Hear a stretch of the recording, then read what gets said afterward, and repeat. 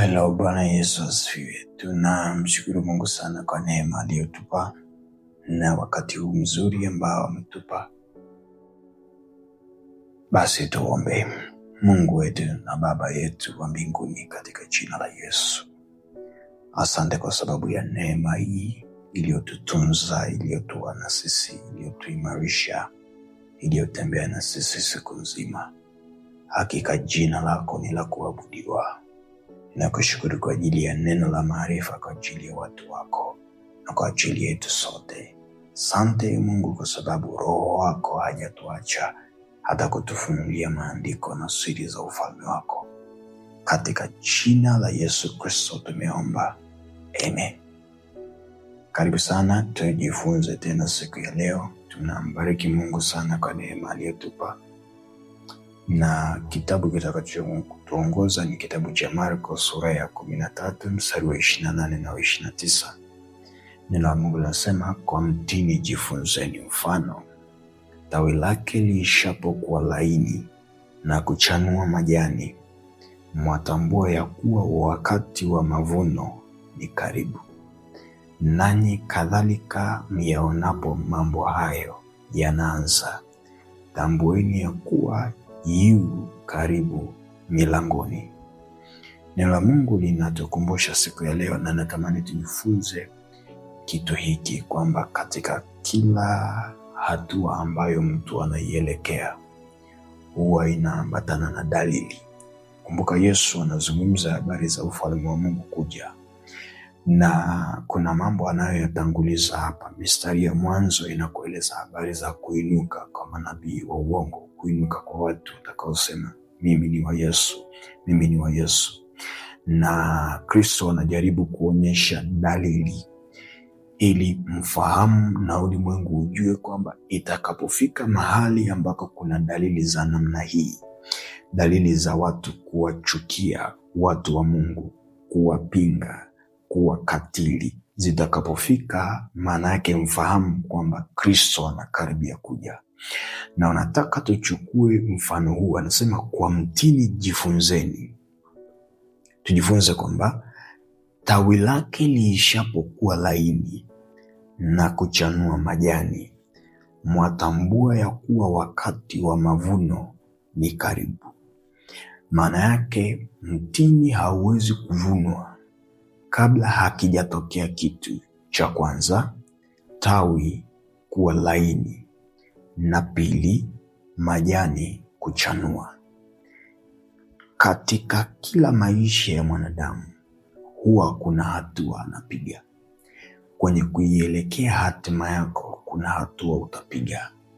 Kwenye kuelekea pale Mungu anakotaka uwe kuna hatua utapiga. Jifunze kwa mtini huu kwamba katika dalili ambazo Mungu atatamani uzione, au wewe unatakiwa uzione mapema, ni dalili za kutokea kwa kile ambacho umekiomba, au kutokea kwa kile ambacho ni tamanio la moyo wako, na kile ambacho Mungu amewekeza ndani yako kionekane. Bwana Yesu asifiwe. Anasema hivi, jifunzeni mfano huu, kwamba tawi likishakuwa laini la mtini na majani yake yakishachanua vizuri, maana yake tunatambua ya kuwa mavuno yako karibu. Na inapofika habari ya kupiga hatua kwenda kwenye hatima, kumbuka kila mwanadamu ana hatua. Popote ambako yuko mtu amepiga hiyo hatua kwa hapo. Yeyote ambaye bado yuko hai kuna hatua nayo. So popote ambako mtu yupo anatakiwa kufahamu hiki, ili kwenda hatua nyingine.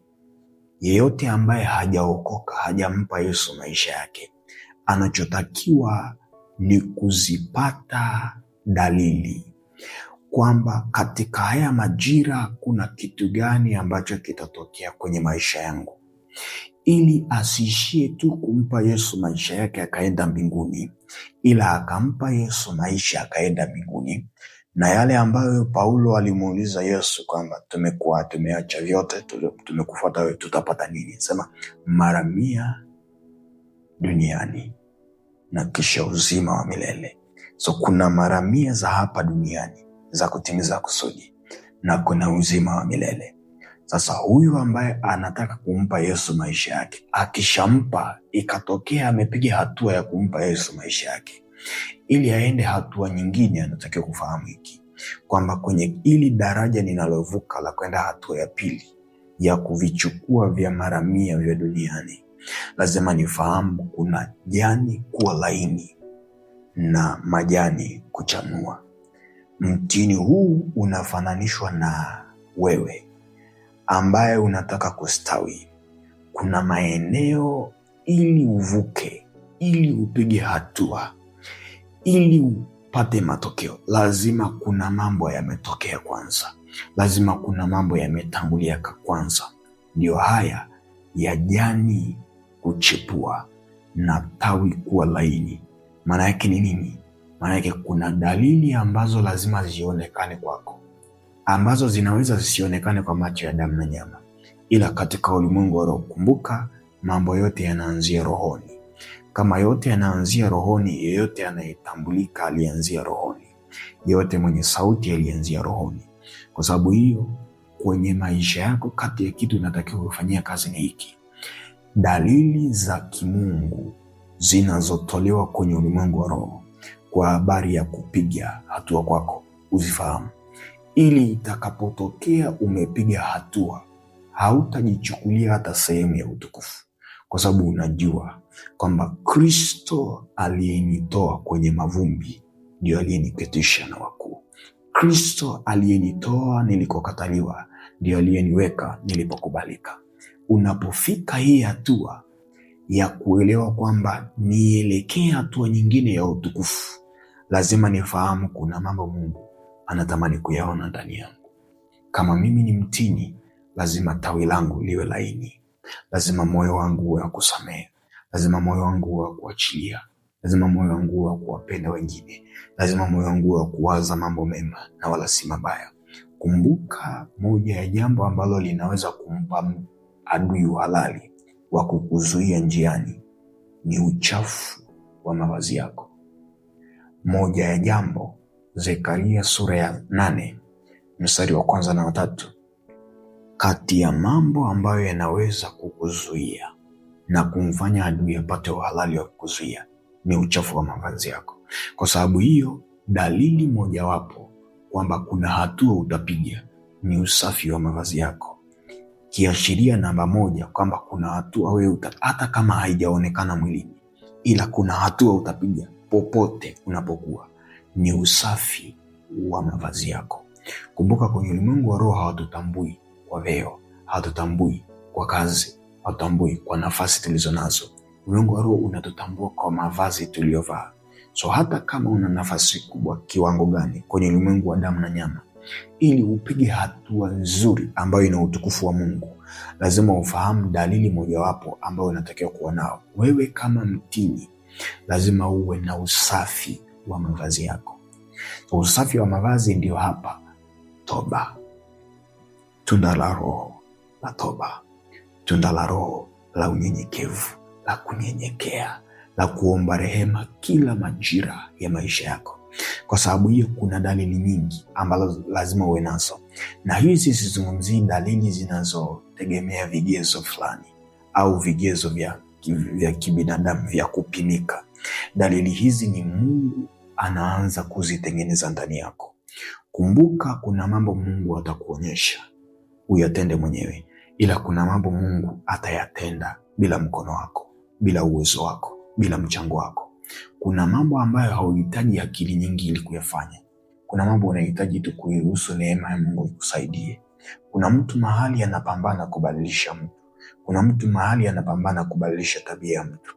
Kuna mtu mahali anapambana kubadilisha personality ya mtu. Nina neno hili la kukuambia kwamba Mungu hahitaji msaada wako ili abadilishe mtu. Mungu anahitaji uelewe nguvu ya neema yake kwenye kubadilisha watu.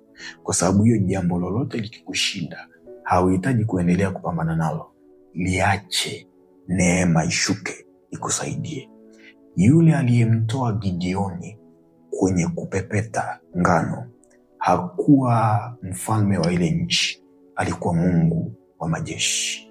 Iruhusu neema leo ikusaidie kupiga hatua. Iruhusu neema leo ikusaidie kupiga hatua.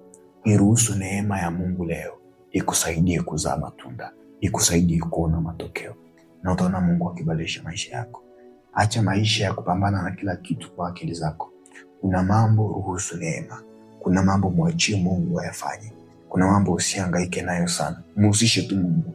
Mwambie Mungu, mimi ninakukabidhi hawa watoto, ninakukabidhi hii kazi, ninakukabidhi haya maisha, ninakukabidhi huu ujana, ninakupa haya maisha yangu, na chochote ambacho umenipa ninakupa, ili neema yako ifanye kazi. When grace is at work, neema inapokuwa kazini, inakurahisishia wewe kazi.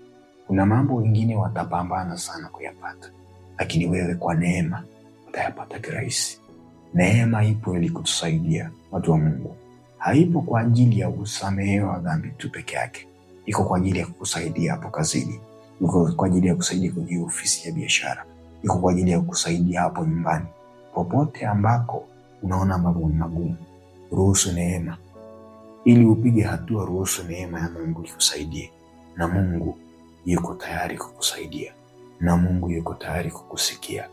Yule anayeomba wakati Mungu anapopatikana, Mungu yuko tayari kumjibu. Bwana Yesu asifiwe. Naomba nimshukuru Mungu kwa ajili yako. Mungu Baba, katika jina la Yesu, asante kwa sababu wewe ni Mungu, na katikati ya miungu hakuna Mungu kama wewe. Ninakuadhimisha kwa sababu wewe ni Mungu unayetupa hatua, na katika hizo hatua ziko dalili zimeambatana nazo. Kama ambavyo mtini ili ufike hatua ya kuvunwa, lazima kuna ulaini wa tawi na majani kuchipuka.